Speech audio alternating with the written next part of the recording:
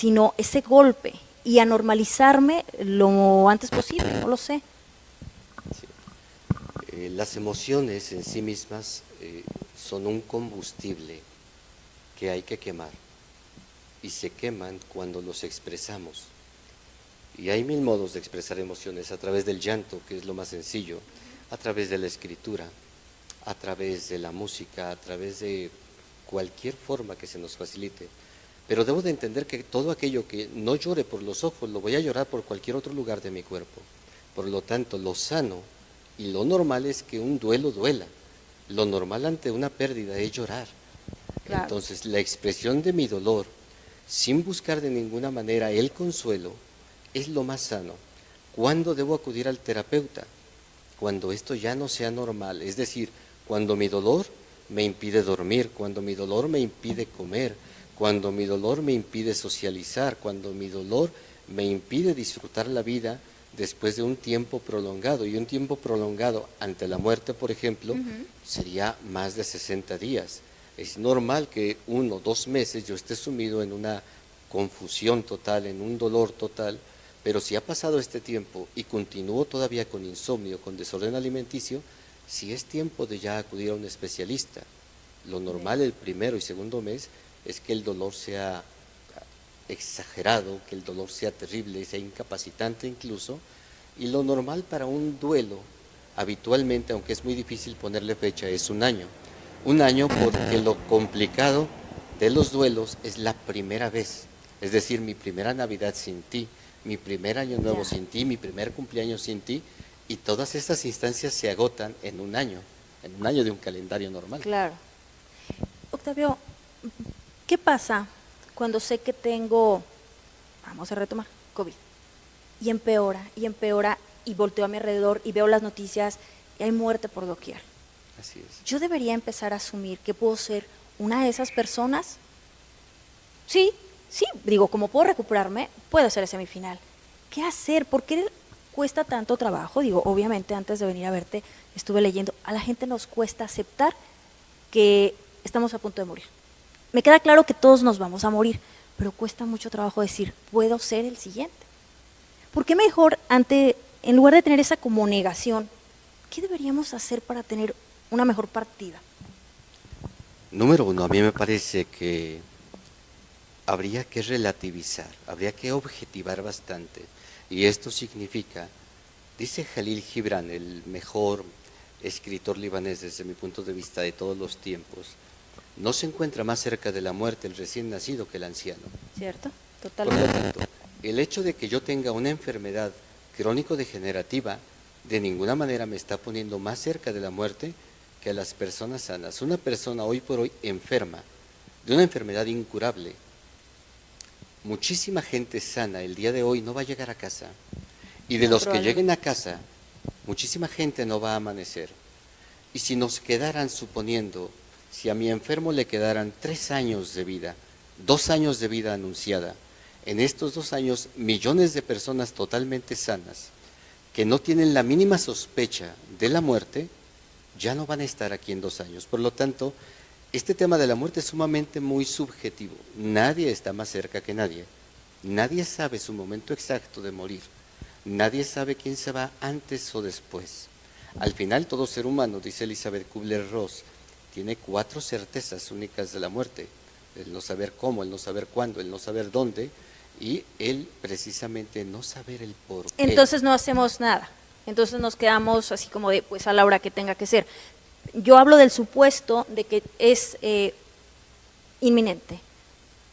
Tiene una enfermedad terminal, el médico ya desahució, está en casa. ¿Qué hacemos, Octavio? ¿Qué hago yo como familia? ¿Qué hago yo como enfermo terminal? Así, en esas 2 horas que me quedaron de vida, puede morirse 20. Entiendo tu analogía, por supuesto, pero ayúdame a entender qué debo hacer yo como familiar de alguien que sé que está muriendo. Sí, en la muerte hay 2 personas afectadas básicas. Uno, el cuidador primario del paciente, que la familia directa, el que se está encargando de él, y 2, el paciente mismo, que es el que está en tránsito de muerte. ¿Qué hace el enfermo? El paciente que está en tránsito de muerte tiene un compromiso consigo mismo de prepararse para su propia muerte. Aquí influyen varios factores. Uno, el religioso, ¿es creyente o no es creyente? Claro, eso importa. Entonces, si es creyente, tendrá que participar de ritos previos a la muerte, un momento peritanatológico que le permita encontrar paz. En ambos casos, la búsqueda inequívoca es la paz. Sí. Lo que estamos buscando es cómo tener paz. Por lo tanto, se procura que el paciente tenga una reivindicación, se procura que otorgue todo el perdón, que pida y reciba los perdones que necesite para poder tener su tránsito de paz y se logre poner a cuentas con su poder superior independientemente de cómo lo conciba. Sí. Es lo único que se hace. Y médicamente, pues los cuidados paliativos, la clínica del dolor, para permitir que su muerte sea digna. Posteriormente, de lo que nos ocupamos es del cuidador primario, de la familia de la persona que ha muerto. Este proceso es mucho más largo. Lo ideal es que vivan a solas su dolor un tiempo y si éste requiere de un especialista, como lo que acabo de nombrar, si se vuelve su duelo complicado, que acudan a terapia, pero es importante que primero la persona se quede sola, por decirlo de alguna manera. Y digo sola porque muchas veces viene al consultorio y la viuda, la madre que acaba de perder un hijo, llegan y me dicen, doctor, estoy sola. Le digo, claro que no, no estás sola, estás rota, estás roto, porque lo primero ante la pérdida por muerte no es estar solo, es estar roto, es estar fragmentado, es estar dividido, desintegrado. Y este lapso de ruptura dura un aproximado de 30 a 60 días, por lo tanto es normal quedar deshecho.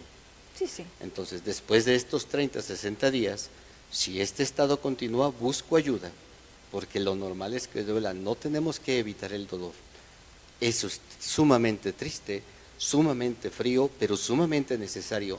Jamás a ninguna persona debemos evitarle su dolor, porque quitarte la oportunidad del dolor es equivalente a quitarte tu oportunidad de aprender. Y de sanar además, ¿no? Ese dolor contenido en algún momento va a salir a través de dolor físico, enfermedad, o bien con actitudes negativas en el futuro. Pienso que puede ser así. Sí, efectivamente tenemos que trabajar en este tema, en familia. Y hablando de familia, las familias generalmente incluyen niños, Octavio. Así es. Sí. Y los niños, caray, y eso lo digo a título personal, yo cuando mi hijo era un niño, le suplí, murió su pececito beta y se lo suplí por otro para que no se diera cuenta, porque ni siquiera sabía cómo decirle que se murió su pez. O sea, ¿cómo se hace con los niños? Porque los niños no entienden o no conciben la muerte como nosotros, ellos son mucho más claros, más simples. Se fue, pues va a regresar, ¿no? ¿Cómo decirle a un niño que alguien murió si yo no pude decirle a mi hijo de su pez? ¿Cómo hacer lo que murió su abuelita? Cuando es niño, obviamente. Ay, tu pregunta es buenísima. Ojalá la respuesta pudiera ser igual Seguro que sí. de interesante, pero yendo a la practicidad absoluta, los niños por lo menos de 4 a 12 años, darles la noticia de que su padre ha muerto, de que su madre ha muerto, que el hermanito mayor, menor, no va a regresar a casa, que los abuelos tan queridos, que el amiguito, compañero de escuela, hoy por hoy, más que nunca en esta pandemia, es una obligación de cada adulto saber exactamente cómo dar esa noticia, porque mi obligación es enfrentarla. No puedo vivir obviando lo que es obvio, no puedo negar al niño su oportunidad de hacer un duelo sano. La sugerencia aquí sería, número 1, la noticia del fallecimiento de un ser querido a un niño se hace lo antes posible. No me voy a esperar un día o dos, no me voy a esperar una hora siquiera. O sea, ¿lo llevo a los funerales, por ejemplo? En el momento en que la persona, ahorita ni los adultos podemos ir a los funerales. En este momento no, digo, pero en condiciones normales, no sé. Tú dices incluso antes que eso. En el momento que fallece hay que dar la noticia. La noticia la damos lo antes posible. Lo antes posible es, en cuanto yo sepa que murió, yo tengo toda la obligación de decirle al pequeño la noticia, que murió. 1. ¿Cómo lo hacemos? En un lugar privado y sin testigos. Si yo tengo que decirle a este niño, si le tengo que decir a mi hijo que su madre murió, lo tengo que hacer estando solos, mis hijos y yo, mis hijas y yo. No debemos tener testigos y esto nos da la oportunidad de poder expresar nuestro dolor libre y francamente. Entonces, 1, doy la noticia lo antes posible. 2, Ok. lo hago en un lugar privado y sin testigos. 3, no utilizo alegorías, no utilizo fantasías. Es decir, Bien. voy a evitar comentarios como tu mamá, tu papá está durmiendo, se fue al cielo, pasó a un lugar mejor. Tengo que decirlo clara y llanamente. Tu padre, tu madre, tu hermano, tu abuelo, tu abuela murió. Una vez que yo le doy la noticia de que Ajá. murió, me toca interrogar al pequeño. Es decir, ¿tú qué entiendes por muerte? Porque los niños muchas veces les digo, tu abuela murió, y los niños lloran porque ven llorar a los adultos, a los hermanos mayores, y al día siguiente dicen, oye, está bien, murió, pero ¿cuándo va a volver? Ya. Sí. Por lo tanto, yo tengo que asegurarme de que el niño sepa que lo que sucedió es absolutamente irreversible, que no va a despertar. Por eso es que evitamos las palabras durmió o se fue al Claro. cielo. Bueno, si se fue, ¿cuándo regresa? Claro. Por eso uso la palabra murió. Le pregunto qué entiende por muerte para que quede en claro que esto es irreversible. Posteriormente, esto me va a dar la oportunidad de despejar toda duda sobre qué entiende él por morir. Sí, por supuesto. Lo siguiente sería, lo normal es que le va a doler. Yo no puedo evitar ese tipo de dolores, no tengo derecho. Voy a permitir que mis pequeños lloren lo que tengan que llorar. Si lo hacen con lágrimas, gritos, desmayos, tirarse al suelo, todo es válido. Jamás voy a intentar tranquilizarlos. Es decir, palabras como ya, tranquilízate, calma, son palabras frontera, son palabras limitantes. Decirte ya, aunque lo haga con una palmada en la espalda, es pedir que no llores. Bueno, eso también lo hacemos los adultos con los adultos. Sí, pero Eso es cuando yo estar- te pido que te tranquilices, lo hago por mí, no por ti. Yo estoy pensando en mi bienestar. A A ver, mí a me ver, ¿cómo? incomoda verte triste, a mí me incomoda que llores y no poder consolar, por lo tanto prefiero que no llores y por eso cada vez que quieres llorar, yo, ya, tranquila, no pasa nada. Pero lo digo por calma". mí, no por sanar tu dolor. Definitivamente, lo estoy haciendo para que no me genere ansiedad, no para que no te la Wow. genere a ti. Es Interesante. decir, si estoy pensando en que no me lastima, voy a callar tu llanto. Ok. Pero si estoy pensando en tu bienestar, voy a permitir tu libre expresión.